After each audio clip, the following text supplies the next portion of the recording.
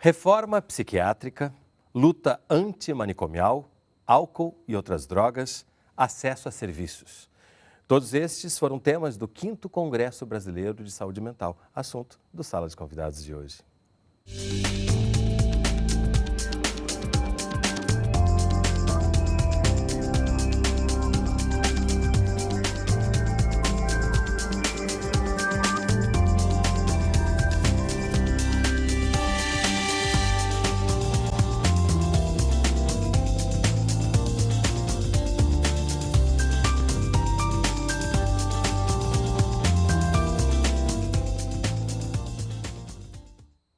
Para conversar com a gente, estão no estúdio Paulo Amarante, coordenador do Laboratório de Estudos e Pesquisas em Saúde Mental e Atenção Psicossocial da Escola Nacional de Saúde Pública, Sérgio Aroca, da Fiocruz, Melissa de Oliveira, militante do Núcleo Estadual da Luta Antimanicomial do Rio de Janeiro, e João Vinícius dos Santos Dias, psicólogo da Rede de Saúde Mental do município do Rio de Janeiro. E você também é nosso convidado, participe, fazendo perguntas e comentários. Utilize nosso site, canalsaude.fiocruz.br, ou o telefone 0800 701 8122, ligação gratuita. Juntos nas diferenças, sonhos, lutas e mobilização social pela reforma psiquiátrica. Esse foi o tema do 5º Congresso Brasileiro de Saúde Mental. Liberdade, sonhos, lutas, mobilização. O clima do 5º Congresso Brasileiro de Saúde Mental, realizado em São Paulo, foi de resistência. Depois de décadas, ainda é necessário falar em reforma psiquiátrica, em luta contra a lógica manicomial que fez tantas vítimas e que ainda persiste na sociedade e se reflete em alguns serviços. Não foi sempre assim na história, em que a loucura não tem lugar na sociedade, ela é isolada. Mas é assim hoje, é assim hegemonicamente hoje. Então a dificuldade da luta antimanicomial, a dificuldade de uma política de saúde mental antimanicomial é exatamente lidar com uma coisa que é contra-hegemônica. Né? Porque a maioria das pessoas fala assim, bom, o sujeito está louco, isola ele vai ser tratado, se ele melhora ele vem, se ele não melhora ele fica. E a gente afirma o contrário, que a loucura ela está produzida também nas relações sociais. Né? A ideia do isolamento, ela não só não é um tratamento, mas como ela é produtora do enlouquecimento. O evento foi realizado na Universidade Paulista e promovido pela Abrasme, a Associação Brasileira de Saúde Mental, em parceria com várias instituições, entre elas a Fundação Oswaldo Cruz. Estiveram presentes mais de 2.000 pessoas, entre gestores, profissionais da saúde, estudantes e usuários dos serviços de saúde mental do SUS. O tema, Juntos nas Diferenças. Mário Moro, usuário e militante da luta antimanicomial, participou da mesa de abertura e falou da importância da desinstitucionalização, do tratamento humanizado e da reintegração social. Nessa luta por uma sociedade. Eu tive a oportunidade de estar recebendo um tratamento humanizado e qualificado que me proporcionou um dia a estar de novo incluso na sociedade. A Política Nacional de Saúde Mental foi homologada em 2002 como o maior fruto da reforma psiquiátrica.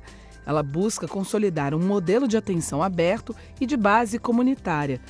Do isolamento ao convívio com a família e a comunidade, muito já se avançou, mas ainda existem desafios. Alexandre Padilha, ex-ministro da Saúde e atual secretário municipal de saúde de São Paulo, citou a cidade como uma das principais trincheiras desse processo. Para ele, o momento político atual serve de alerta. Esse congresso da Abrasme é um momento muito importante, é o primeiro grande evento nacional de debate sobre o SUS. A gente sabe que não existe reforma psiquiátrica sem o SUS, não existe luta antimanicomial sem um sistema público, universal e gratuito, não existe a possibilidade de inclusão, de respeito aos direitos humanos sem um sistema pautado pelo seu controle social.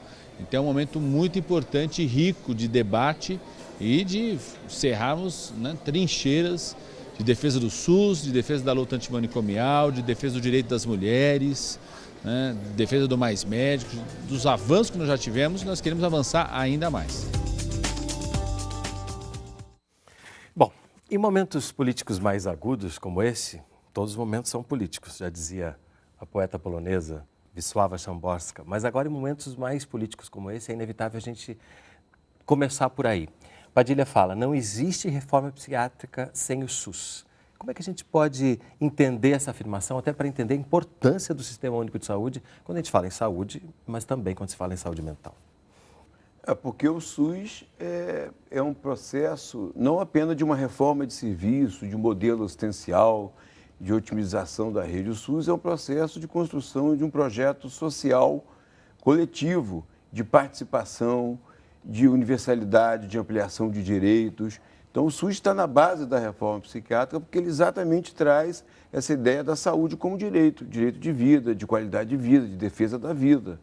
Por esse motivo, a reforma psiquiátrica, ela amplifica, ela radicaliza, levando esse direito a pessoas que historicamente eram excluídas, mais excluídas, por serem pobres, por serem loucas, né, por serem pessoas consideradas não cidadãs.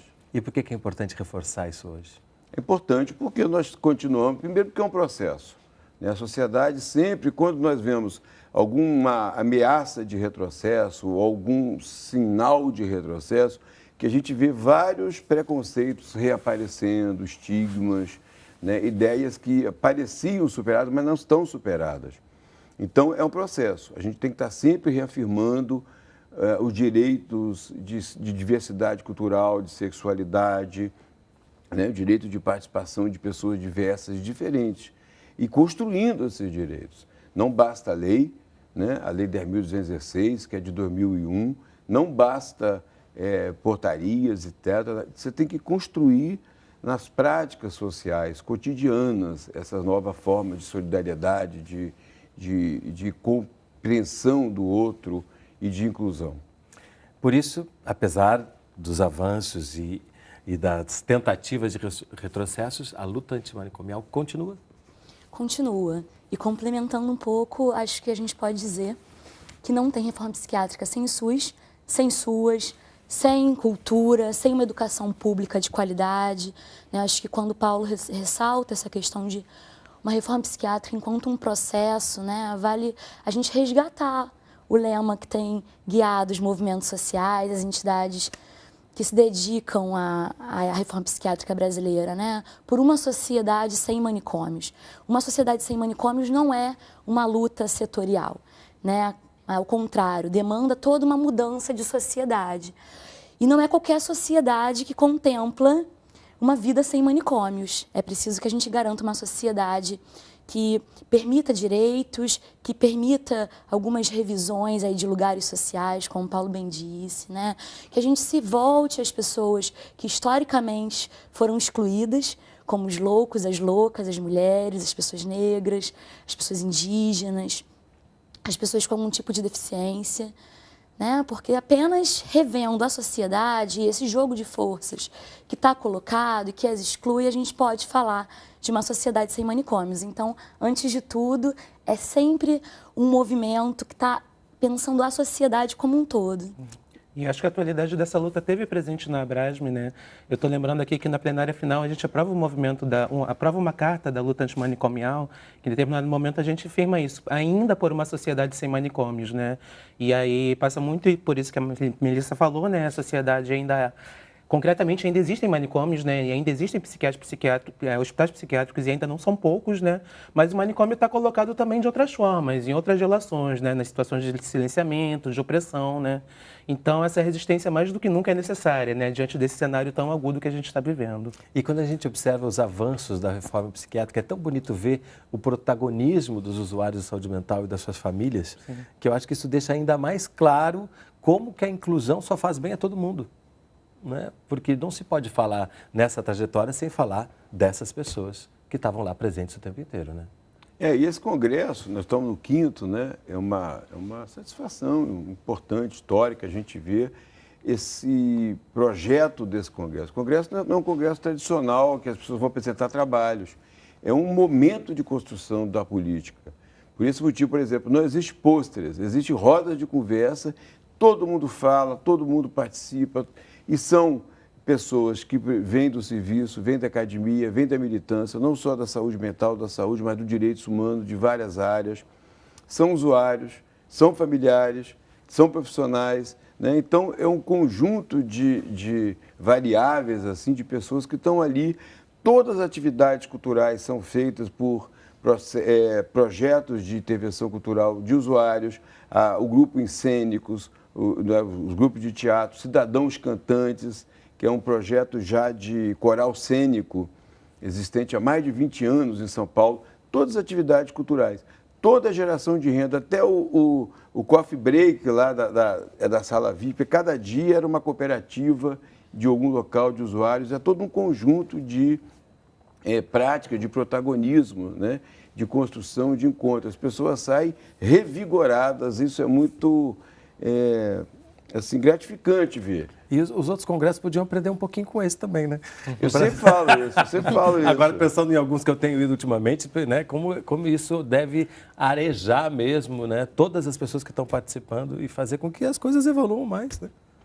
É fundamentalmente autofinanciado, né, e todas as atividades contemplam a participação das pessoas como protagonistas. A feirinha de economia solidária foram centenas de barraquinhas, de coisas, desde a venda de livros, que é a Louca Sabedoria, né, ao Loucos por Brigadeiro, a vários outros projetos, as bolsas dos congressos. Nós não compramos de empresas que fazem, nós compramos de cooperativas, né, e todo o trabalho, assim, então, tem esse envolvimento, elaboração do programa, as atividades todas. Isso é muito rico e dá um movimento muito forte ao Congresso. E reforça o que você falou, né? Que é preciso que toda a sociedade esteja atenta a essas necessidades.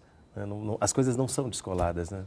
Talvez um dos grandes desafios que a gente tem é poder convocar a sociedade, né? E poder falar um pouco desse projeto de sociedade que a luta antimanicomial traz. E, nesse sentido, não faz sentido não ter o protagonismo dos usuários como centralidade. Né? Não adianta a gente construir uma reforma psiquiátrica que fale pelas pessoas que ou enlouqueceram ou tiveram as vidas atravessadas pelos hospitais psiquiátricos ou pela psiquiatria de maneira geral. Antes de tudo, também um processo de construção de outros saberes a partir dessas pessoas, que podem falar por si só, que podem falar sobre suas experiências, sobre suas vidas, até mesmo na construção de outros conhecimentos, né? E na produção de outros saberes, de outras práticas. Então, eu acho que o Congresso da Abrasme consegue trazer isso para a gente de maneira muito clara, nesse mix de atividades culturais, da economia solidária, da participação das pessoas que fazem uso dos serviços e de seus familiares nas mesas. Freire, não esquecer da Tenda Paulo Freire, né, que é sempre... Todos os congressos da Abrasme. Riquíssimo, né, que são discutidas outras produções de saúde, né, produções populares de saúde, um espaço que é sempre mobilizador, né.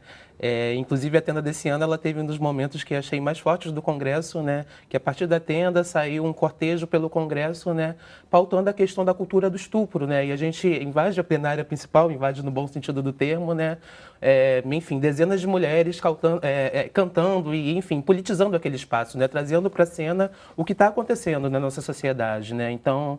É muito bonito, né? A gente vê esse protagonismo, ver isso realmente acontecendo dentro de um espaço que historicamente é acadêmico, né? E como isso é possível de ser problematizado, desconstruído, né? Colocado de outra forma.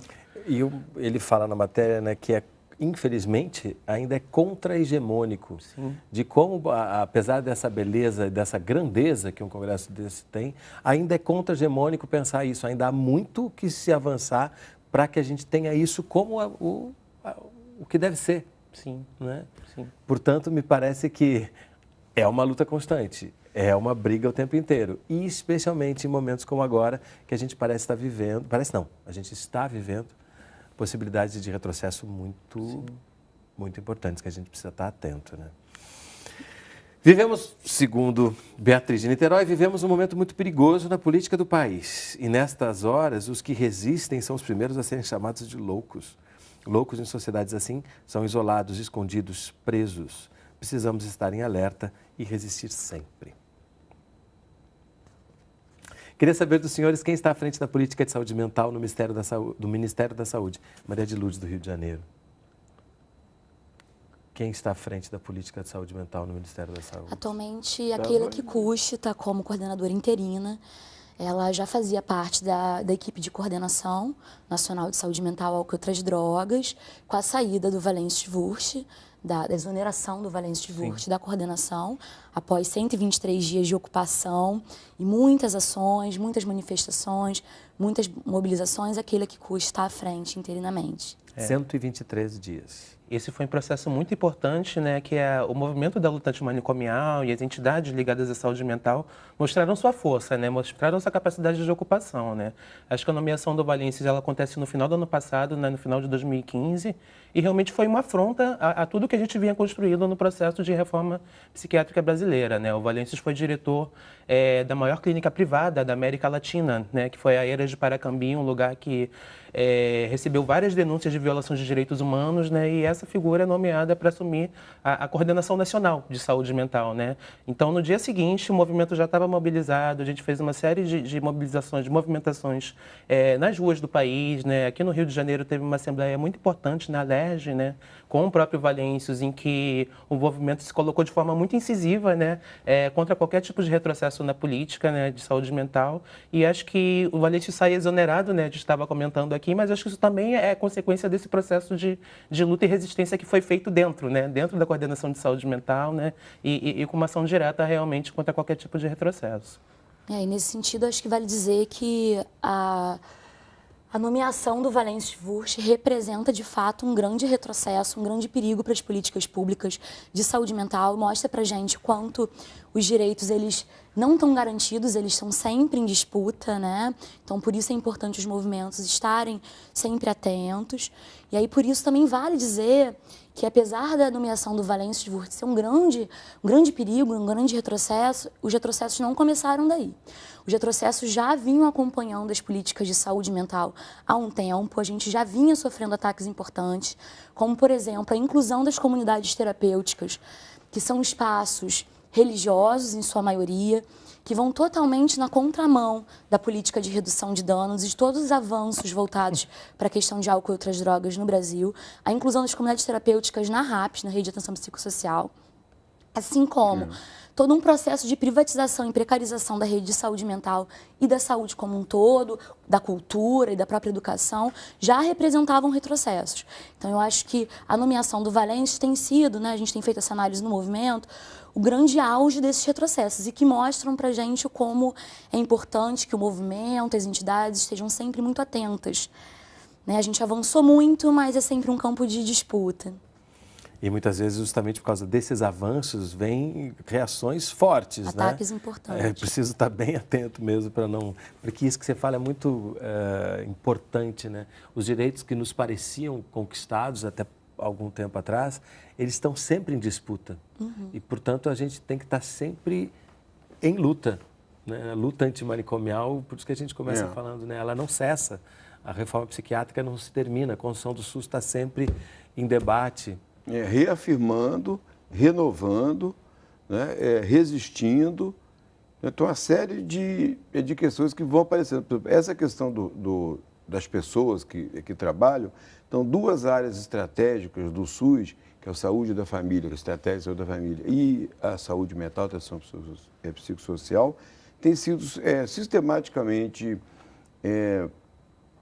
enfraquecidas com cada vez mais a terceirização dos profissionais. Então, você retira o vínculo dos profissionais, terceiriza via OS ou terceiriza de outras formas, e as pessoas não têm vinculação efetiva com o serviço. Não pode dedicar um trabalho mais de base territorial, de mudar a cultura. Então, elas ficam fazendo produtividade. E isso, claro, enfraquece trabalhos que não têm como princípio a atenção à doença, mas sim a promoção, a produção de saúde no território, nos espaços onde as pessoas circulam, vivem, constroem a política. O que a gente pode dizer que está na base dessas tentativas de retrocesso, né? Você falou na possibilidade de privatização, que aí a gente volta no tempo e vê como realmente a saúde mental sofria muito com a questão do dinheiro mesmo, né? Quanto mais usuários você tinha dentro das instituições, mais você recebia um dinheiro que, inclusive, sabe-se lá para onde ia. Como é que a gente pode entender isso que luta contra os direitos da gente? Eu acho que o cenário atual é muito preocupante, né, na medida que a gente tem um atual ministro de Saúde que, nessa primeira declaração pública, né, ele justamente problematiza a saúde quanto direito universal, né? Fala de um incentivo aos planos privados de saúde, né? Então, essa lógica privatista, né, que estava presente na indústria da loucura, né, que você citou aí, né, na nossa história recente ainda, acho que ela é isso, né? Ela está todo o tempo aí, né? E realmente é uma disputa, né? Acho que nada está dado, né? Acho que as conquistas que a gente teve ao longo dessas últimas décadas, a gente tem que estar reafirmando o tempo inteiro, né? Ainda mais agora, ainda mais nesse momento em que falas como essas que não aparecem mais em subtextos, né? Elas aparecem muito claramente, né? Isso é uma posição política, ideológica também, né? Que a gente tem que combater. E é uma privatização diferente, porque antes você contratava as clínicas, os hospitais exclusivamente. Hoje você está repassando a gestão do sistema. Né? Os serviços são terceirizados, são públicos, mas são terceirizados. A contratação, a execução da gestão através das OS, né? Da contratação de pessoal para trabalhar. Então, dos planos de saúde, do subsídio ao planos, da renúncia fiscal a grandes grupos hospitalares, aos grandes grupos de plano de saúde. Então, essa ideia de defender a universalidade, mas pelos planos. E os planos, o seguro-saúde, não trabalha com saúde, trabalha com doença. As pessoas procuram, quando estão doentes, para ter atos de terapêuticos, diagnósticos, etc. O que é muito diferente você pensar uma estratégia de saúde da família, que promove saúde, que promove hábitos, mudanças, transformações culturais. Então, a privatização não é só pela contratação diretamente de leitos, de vagas, etc., mas é pelo repasse do recurso do SUS. Então, a princípio, eles não são contra o SUS, eles são contra o SUS como direito, o SUS universal como direito.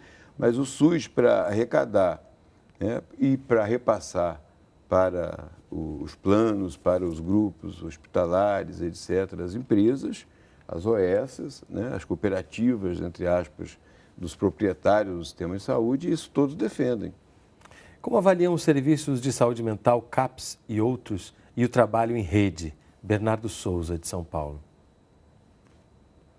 Sem dúvida nenhuma, a formalização dos serviços de saúde mental na base da reforma psiquiátrica, como os CAPS, os NAPS, os consultórios na rua, as residências terapêuticas, as cooperativas, os centros de convivência, foram para a gente um grande avanço, né? De alguma maneira, a gente garantiu a implementação e a implantação de diversos serviços nos últimos anos, garantindo o atendimento de muitas pessoas e, como o Paulo sempre lembra, garantindo que muitas pessoas deixassem de perder suas vidas no hospital psiquiátrico, né? Então, sem dúvida nenhuma, com todas as questões que a gente pode ainda colocar para o avanço da rede de saúde mental antimanicomial, ou seja, a RAPS sem manicômio, sem comunidade terapêutica, mais baseada numa lógica territorial, da comunidade, das próprias pessoas, foi um grande avanço. Claro, com alguns limites. Eu acho que a questão da privatização desses serviços, como a gente está colocando aqui,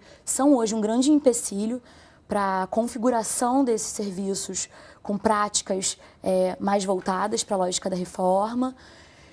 Acho que a gente precisa avançar, principalmente na articulação com outras lógicas que não apenas da saúde, né, mas também da assistência, da educação, cultura, do trabalho, do trabalho, dos direitos humanos, tem várias áreas. Né? Sim.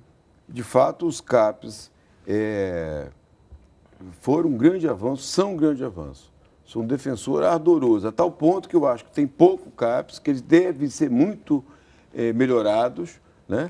Não porque critico, porque acho que eles são o equipamento, o recurso, a ideia de rede, a ideia de trabalho. A estratégia mas o investimento na estratégia tanto precisa... para o transtorno mental em geral, quanto para álcool e drogas. Mostrou-se que é possível tratar a questão da dependência química nos serviços abertos, investindo no vínculo com a pessoa, no desejo dela se tratar, se cuidar, se curar, entendendo? As pessoas sempre acham que o drogado, o louco é incapaz de decidir o que é bom para ele. E o drogado também, porque é incapaz por causa do efeito da droga. Isso é um equívoco. Eu vou pegar justamente esse gancho, porque no próximo bloco a gente vai falar sobre álcool e outras drogas e vai falar também sobre medicalização e desmedicalização. A sala de convidados vai fazer um breve intervalo. Não sai daí, a gente volta já.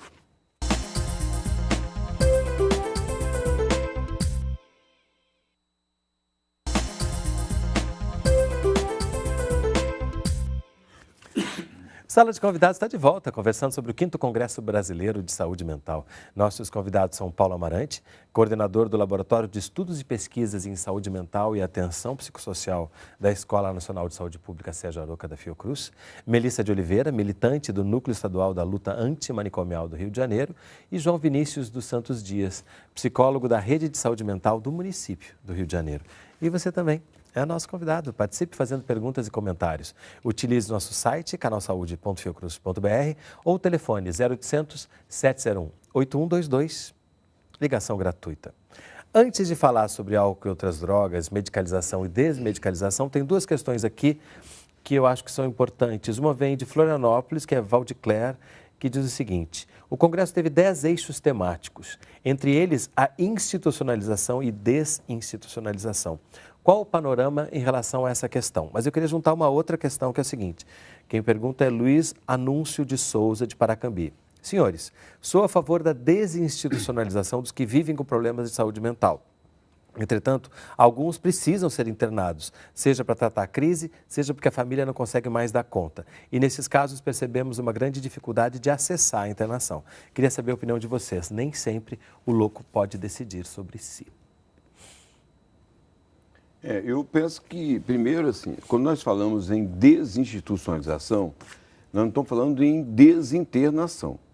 Estamos falando de toda uma mudança, quando a gente fala da reforma psiquiátrica, de lidar com a questão do sofrimento psíquico, não considerando exclusivamente um transtorno o físico, etc. Que é necessário um conjunto de outras medidas, né, de lidar, não só no campo da saúde, mas de outras áreas. Por isso, o investimento que a gente faz na economia solidária, da geração de renda no trabalho. As pessoas trabalham na cooperativa, que eu falei, louca sabedoria, e se você é quem? Fala, eu sou vendedora da cooperativa, eu sou gestora, eu sou articuladora, eu faço controle de estoque. Elas não são exclusivamente pacientes ou usuários ou portadores de transtorno e tal. Outra coisa é cultura. E tem vários outros aspectos, não é? Então, assim, agora, eu estou entendendo que a pergunta diz muito mais respeito a essa ideia da internação, desinternação, outras formas. Primeiro, a importância, no campo das respostas ligadas ao campo da saúde mental, de construir outros recursos, outros equipamentos, que, de fato, tem que dar conta da crise, tem que dar conta da necessidade da pessoa de ter um tratamento sob regime de internação e da família também, o que não é sinônimo de colocar no hospício e deixar a pessoa lá como ficavam anos e anos vivendo e esquecidas nessas instituições, desassistidas, vítimas de violência, etc. Então, originalmente, os CAPs deveriam ter leitos, ter assistência 24 horas. Pequenas unidades, com atendimento personalizado, realmente intensivo. Com a construção daquele vínculo que você falou no bloco anterior. Exatamente, que não pode ser perdido de jeito nenhum. Com a família, continuando, não afastado da família, mantendo ali, né? Eu aprendi isso em várias experiências desmedicalizantes, que você dá o medicamento para um dia, você interna para um dia, amanhã a gente reavalia. Essa que era a ideia, não é deixa aqui, fica anos, os manicômios eram isso, era o abandono. Então, tem todo esse recurso. Por isso, hoje os CAPs estão tendendo a se transformar em CAPs 3, ou seja, CAPs de 24 horas, né, para que possa ter esse atendimento à situação de crise, que possa acompanhar, dar suporte às famílias, mas trabalhando com as famílias e trabalhando com o sujeito. Não é que o louco, em algumas situações, não tenha condição de... A gente tem que apostar ao contrário, que ele sempre tem condições de julgar, de ter protagonismo, né? Claro que ele não quer ser internado no manicômio fechado, ser amarrado. Então, é possível construir outras formas de vínculo com essas pessoas em situação de crise e não de considerar que elas não têm decisão e, por isso, têm que ser involuntariamente, né, tratadas, internadas. Como é que você vê isso no dia a dia? Até falando da realidade aqui do Rio de Janeiro, né, que é a cidade onde atua, eu percebo que a implementação dos CAPs 3, que é um processo que é recente, né, de alguns anos para cá, ela já produz muita diferença, inclusive na quantidade de internações, né? E aí, quando a gente fala no CAPs 3, a gente fala de serviços que funcionam 24 horas e que tem leito, que a gente até fala que são leitos de acolhimento, né, não de internação, que é a possibilidade da pessoa não estar bem, e às vezes faz um pernoite, passa alguns dias, né, mas está ali no território, né, está ali perto da família, dos amigos, né? E essa base territorial, para mim, é fundamental, porque a vida, ela se produz no território, se produz na cidade, se produz, né, nesse meio de troca onde a gente tem, né? E muitas vezes a internação, né, historicamente, ela produzia um sequestro dessa vida cotidiana, né? Enquanto a saúde, ela se promove justamente nessa vida cotidiana. Então, os CAPs trabalham muito nessa dimensão, né, de tá acolhendo esse sujeito, tá cuidando desse sujeito perto de onde ele mora, né, perto de onde ele vive, perto de onde ele produz as relações dele, né? Isso faz muita diferença, assim, né? Empiricamente, a gente consegue assistir isso na vida das pessoas. A gente falou no bloco anterior sobre álcool e outras drogas, então vamos voltar a esse assunto. A situação da política nacional de drogas foi tema constante no Congresso Brasileiro de Saúde Mental. A preocupação é que as intervenções que vêm ocorrendo na Secretaria Nacional Antidrogas, no atual momento político, provoquem um retrocesso no que diz respeito aos direitos sociais dos usuários e deixe de considerar a exclusão histórica dessa população, composta, sobretudo, por negros e pessoas de baixa renda. Esse é um grande desafio hoje na política brasileira, de sair de uma lógica de guerra às drogas que vem produzindo encarceramento em massa e práticas de homicídios, principalmente em países latino-americanos, e trazer para um outro debate sobre drogas e democracia e sobre garantia de direitos para pessoas que usam drogas. A experiência que foi acumulada nos últimos anos em relação à questão das pessoas que usam substâncias, né, ela está muito ligada à possibilidade dessa pessoa se organizar em cima de direitos fundamentais que lhes são negados, né? E na conjuntura atual, como vivemos uma ameaça aos fundamentos da democracia, acho que nós temos que lutar pelos fundamentos, antes de tudo. Voltamos à questão da conjuntura atual mesmo, porque não tem como fugir dela, especialmente quando se fala num assunto como esse. E eles falaram na questão da SENAD, né? A Secretaria Nacional de Álcool e Drogas. Política sobre drogas. Política sobre drogas. E contrapondo um modelo que já exaustivamente demonstrado que não dá certo, de guerra às drogas, com a garantia de direitos. E isso é muito importante a gente reforçar, porque isso também vai contra um pensamento que muitas vezes é o pensamento em geral das pessoas, de tanto, usando uma metáfora de droga, de guerra também, de tanto serem bombardeadas por essas informações de que, aquilo que você falou no bloco anterior, né, que o usuário de droga não tem condições, que isso, que aquilo, e vem uma série de ilações sobre quem usa droga e o que essa pessoa seria. Por que é tão importante a gente reforçar isso neste momento? Deixar bem clara essa questão da garantia de direitos. Tem uma consequência, uma das consequências principais dessa cultura manicomial é a ligação da loucura com a periculosidade, da loucura como aquilo que é perigoso, que agride, que está fora de controle. E aí, quando eu falo loucura, eu estou falando também da questão das pessoas que usam álcool e outras drogas. Eu acho que isso tem muito a ver com o que a gente estava falando antes sobre a questão da crise, né? A gente fala de loucura e parece que loucura e crise estão muito costuradas, assim como o uso de drogas e crise e questões disruptivas, né? Só que isso não é verdade. Assim como a crise não se dá da noite para o dia, como um episódio que dispara do nada, assim também o uso de álcool e outras drogas não necessariamente tem a ver com o uso abusivo e que traz prejuízos para as pessoas. Apesar disso, tem toda uma construção em torno dessas pessoas e dessas figuras que reforçam esses estereótipos, tanto de periculosidade como de descontrole. Não à toa, uma das justificativas principais para implementação das internações compulsórias como política oficial de alguns estados e municípios, assim como da inclusão das comunidades terapêuticas na RAPS, foi toda uma construção, em especial da mídia, da figura da pessoa que faz uso de crack como zumbi. E é muito importante, nesse momento, que a gente afirme que essa é uma construção que vai na contramão da realidade e das propostas da reforma psiquiátrica, né? Então, não são zumbis, não são loucos descontrolados que merecem e precisam de uma intervenção contra a sua vontade. São pessoas com quem se pode construir, como o Paulo e João já ressaltaram, né? Podem construir junto um projeto.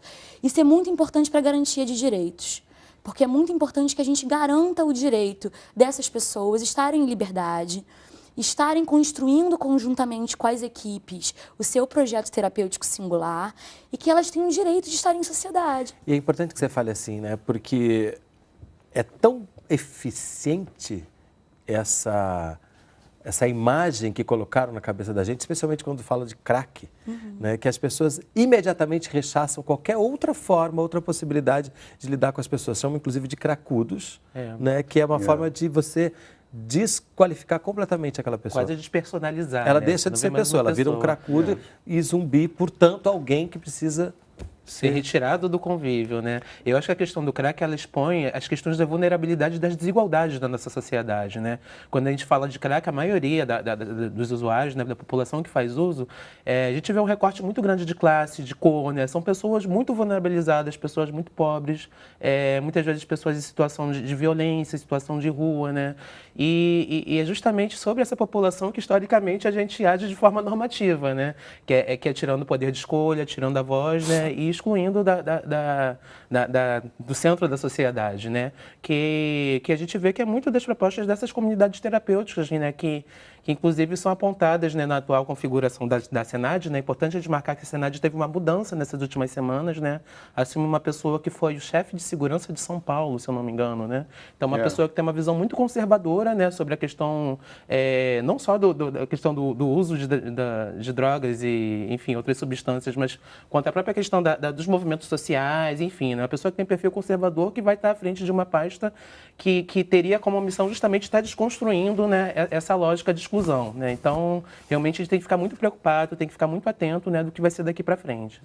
Eu acho que a mudança, assim, importante nesse sentido que no Brasil tem sido desenvolvido com muito bons resultados, é a ideia, ao contrário da guerra, né, o combate às drogas, a ideia da droga em primeiro lugar, a guerra, o combate e o absenteísmo, né, a droga, é a ideia da redução de danos. A ideia de que, primeiro, não é a droga, mas é o sujeito. Né? Então, o último documento importante que a Senad fez nessa mudança de visão, que antes era o combate para a ideia da redução de danos, do cuidado das pessoas, nós não cuidamos de drogas, cuidamos de pessoas.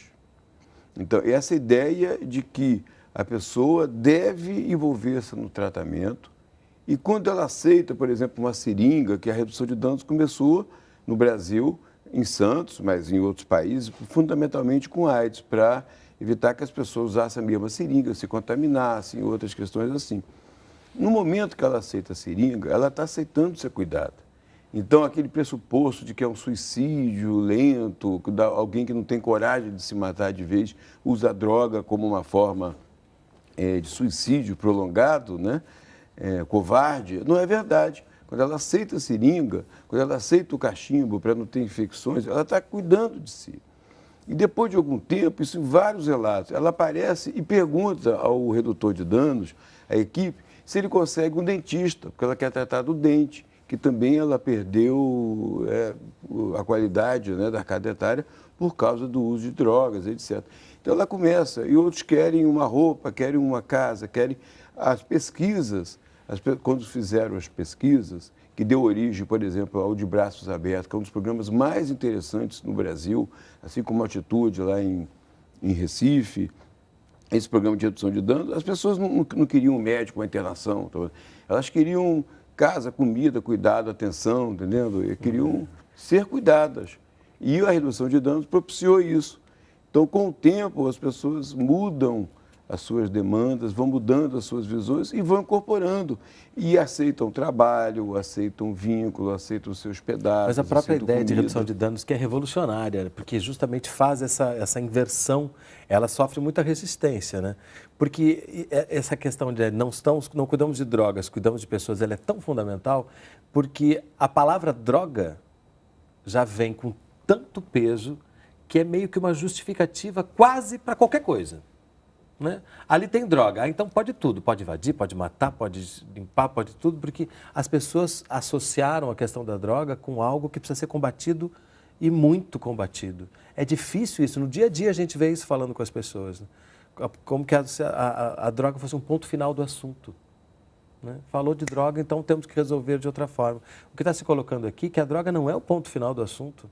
Né? A droga é o início de um assunto, para ver quem é aquela pessoa que está lá, o que a levou até lá e começar a fazer movimentos para que ela própria perceba, e queira ou não, aí também é de foro íntimo, né?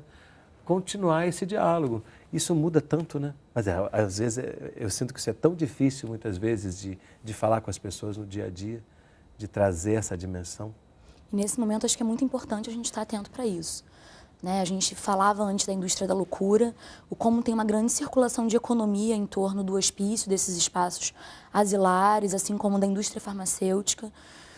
E nos parece que, nesse momento, o maior ataque tem sido em relação às políticas de álcool e outras drogas, em relação a essas pessoas, à internação, a uma aposta na contramão da redução de danos, dos serviços territoriais, mas uma aposta declarada, né, de pessoas que estão à frente de políticas estratégicas em espaços asilares, inclusive em estratégias ligadas ao asilamento, a necessariamente a pessoa tem que estar não usando drogas, o que a gente sabe que dificulta muito o tratamento e o cuidado dessas pessoas.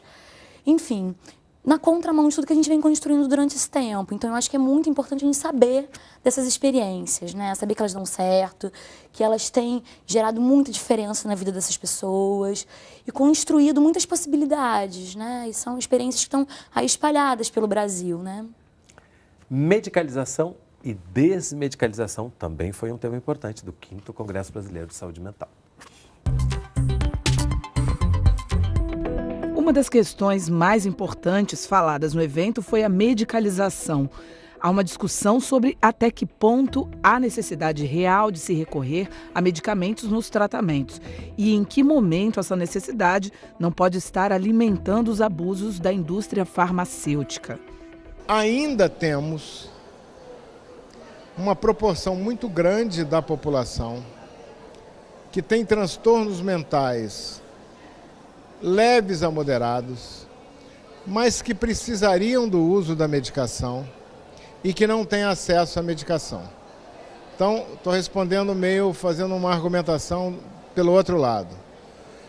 Então, quando discutimos a medicalização, nós temos que considerar também a lacuna assistencial que ainda existe em relação ao consumo de medicamentos.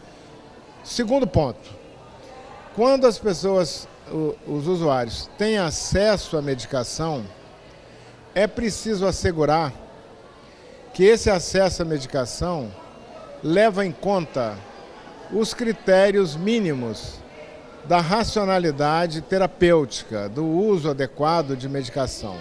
E aí eu estou de acordo que esse é um problema, porque nós temos uma grande influência de uma certa ideologia medicalizante. Volta essa questão, né? Como é que a gente pensa entre a necessidade real que há algumas vezes, muitas vezes, de medicalização e os abusos nesse sentido impelidos pela indústria farmacêutica? Sempre tendo como pano de fundo o pensamento das pessoas de que, não, está com problema, dá um medicamento, resolve aí. Está triste? Toma um remedinho.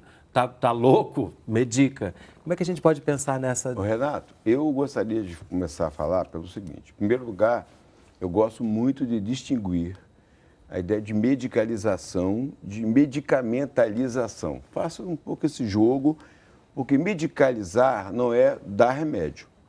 Medicalizar é tornar médico aquilo que é de outra ordem. Por exemplo, nem sempre uma depressão é uma doença, é um transtorno, né? Produzida por um luto, por uma situação social de desemprego, de crise, etc, etc.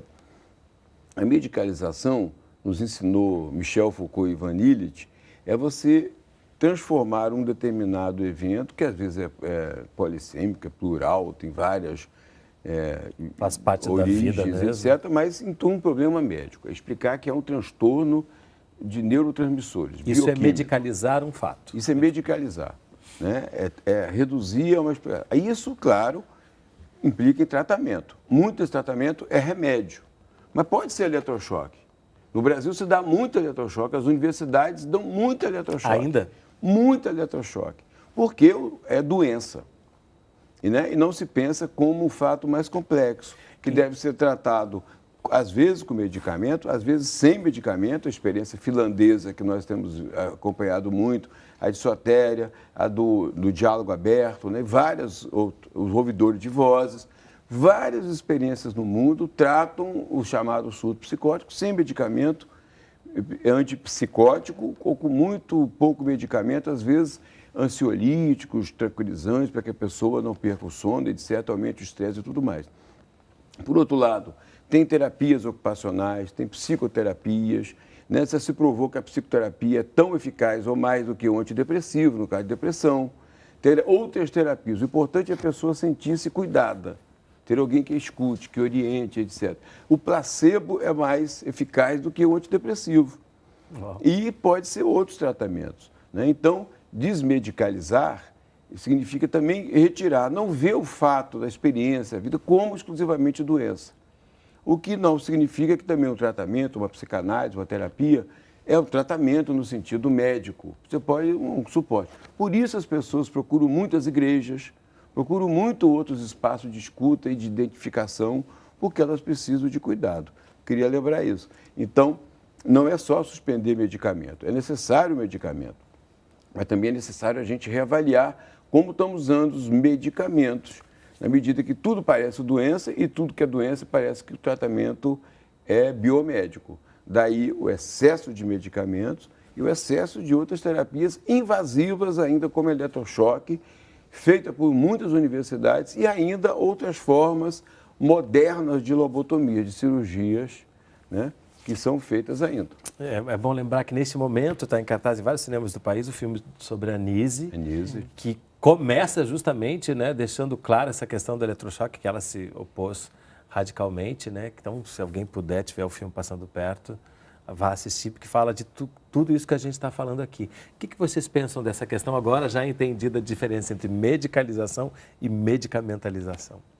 Acho que essa questão tanto da medicalização quanto da medicamentação, que a gente está falando especificamente dos medicamentos, das medicações, elas estão pautadas no modelo hegemônico que a gente tem de produção de conhecimento, que é o saber biomédico, né? Que é oriundo desse saber duro, da ciência, né? Positivista. E hoje em dia a gente já tem bastante clareza que esse saber, ele, embora hegemônico, mas ele vem de um lugar, né? Ele vem construído em determinado momento, né? Vem com intencionalidades também, né? E aí já discutindo que nenhum saber é neutro e que é possível também ter outros saberes para estar dialogando, enfim. A gente no começo falou um pouco da experiência da Tenda Paulo Freire, né, que tem uma perspectiva de educação popular em saúde, né, que já é uma outra maneira de estar olhando para esse sujeito, né, olhando para ele enquanto complexidade, né, olhando para ele enquanto um ser cultural, né, que é atravessado pelas relações, pelos afetos, pelo lugar onde ele mora, né, pela história de onde ele vem, né, e que isso pode também ter muita eficiência, inclusive eficiência simbólica, né, e não só simbólica, mas também eficiência prática mesmo, né. A gente brinca, o chazinho da vovó antigamente garantia uma boa noite de sono para muita gente, né? E aí não tinha essa demanda tanto de ansiolítico, enfim, né? Quanto isso também vem construindo e muito numa lógica de consumo atual, né? Se a gente for pegar, assim, o uso de antidepressivos, de ansiolíticos nas últimas décadas, assim, a gente vê um aumento vertiginoso, né? Muito ligado também com o fortalecimento dessa indústria farmacêutica, né? Com o fortalecimento das propagandas, né? Então, é importante a gente pensar que isso está né, dentro de uma lógica de sociedade de consumo, né? Não dá como a gente desvincular isso do mundo que a gente vive, assim. Tem algo importante, né? A gente estava falando das pessoas que fazem uso de crack e são consideradas cracudos, zumbis, né? Sim. São pessoas que, como o João bem lembrou, estão em uma situação muito específica na maioria das vezes, né? Sim. Ou pelo menos essas que são internadas compulsoriamente. Sim. São pessoas em situação de rua, em sua maioria pessoas pobres, em sua maioria pessoas negras, em sua maioria pessoas com uma história muito parecida, né?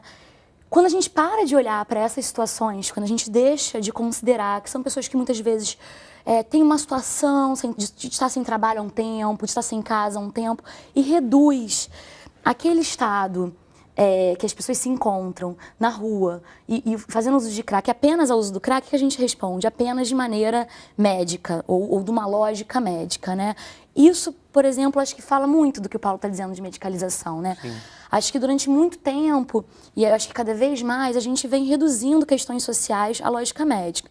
Se a gente pensa nas mulheres, por exemplo, desde que a psiquiatria nasceu, desde que a ginecologia e a obstetrícia se tornaram ciências médicas, a gente vem medicalizando questões que seriam femininas, ou que a psiquiatria e a medicina entendem por femininas. Então, mulheres que são hospitalizadas, altamente medicalizadas, porque são mulheres que não querem casar, não querem ter filhos, ou mulheres consideradas feias, né? Então, assim, a gente vai encontrar uma série de parâmetros totalmente atravessados por questões morais.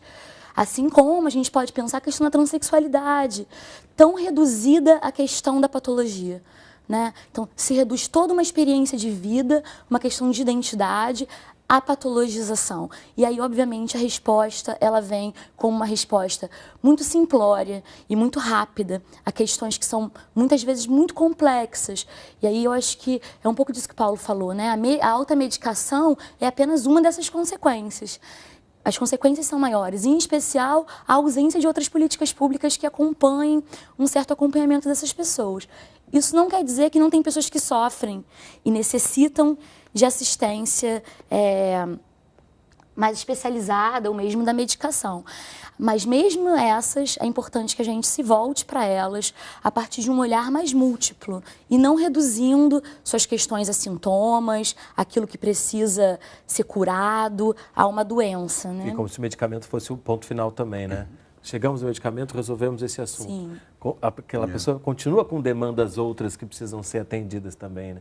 Eu tenho a impressão que o programa inteiro ficou entre isso, né? De não reduzir as coisas, ao mesmo tempo lutar por esse momento que é de altos retrocessos, mas também de trazer a sociedade para essa discussão, entendendo dessa outra maneira mais ampla, que é contra-hegemônica, mas que é a maneira mais humana de olhar para todos nós como sujeitos, e não como loucos, cracudos, viados, uma série de rótulos que colocam em cima da gente, que reduzem, como você está falando, e, portanto, trazem respostas, aí voltamos ao momento que a gente está vivendo, violentas, morais, conservadoras. E excludentes. Então é tão importante, eu estou vendo que você está com um livrinho na mão do 5º Congresso. Do 5º Congresso. Porque eu acho que a própria existência e resistência também do 5º Congresso Brasileiro de Saúde Mental já é uma resposta a isso tudo, né? Dizendo que ainda somos contra-hegemônicos de uma certa forma, mas as propostas que estão aqui no Congresso, que vocês, a maneira de ver o mundo que vocês estão trazendo, que vem da reforma psiquiátrica, da luta antimanicomial, é uma maneira democrática, humana e inclusiva. E aí a gente começa a perguntar que Brasil as pessoas querem. Porque eu acho que, no fundo, é disso que se trata, né? Quem é que quer uma sociedade que continue matando, excluindo, reduzindo as pessoas, ou realmente um país que tenha lugar para todos? Por isso é, antes de tudo, um projeto de sociedade. A gente não pode falar de reforma psiquiátrica em qualquer sociedade, né? A gente não pode falar de reforma psiquiátrica num Estado não democrático, num Estado de exceção. Porque falar de uma sociedade sem manicômios é falar de uma série de ações, uma série de outras lógicas que respeitem e incluam as pessoas nas situações que elas estiverem, né? Em algum momento a matéria falou, né? É importante lutar também pelos fundamentos da democracia, que vão embasar todas essas conquistas aqui. A garantia de políticas públicas fortes, né? E voltadas e construídas a partir dos movimentos sociais e dos acúmulos que a gente tem tido nos últimos anos. E que são muito bons, né? Se produziu muita coisa boa no Brasil nos últimos anos, quando se pensa em movimentos sociais e conhecimento a partir disso, né? Queria fechar voltando a falar do SUS, muito rapidamente, né? Porque tudo isso que a gente falou aqui, essa sociedade, ela é a sociedade desse Sistema Único de Saúde, que é inclusivo porque é universal, integral e equânime. Então, abrimos e fechamos o programa defendendo o Sistema Único de Saúde. Obrigadíssimo pela presença de vocês aqui conosco hoje. Muito obrigado. Prazer. Se você quiser baixar ou compartilhar esse programa, entre no nosso site canalsaude.fiocruz.br. Você pode também acompanhar o Canal Saúde no Facebook e no Twitter. O Sala de Convidados contou com a colaboração da NBR e a gente se vê na próxima semana. Até lá.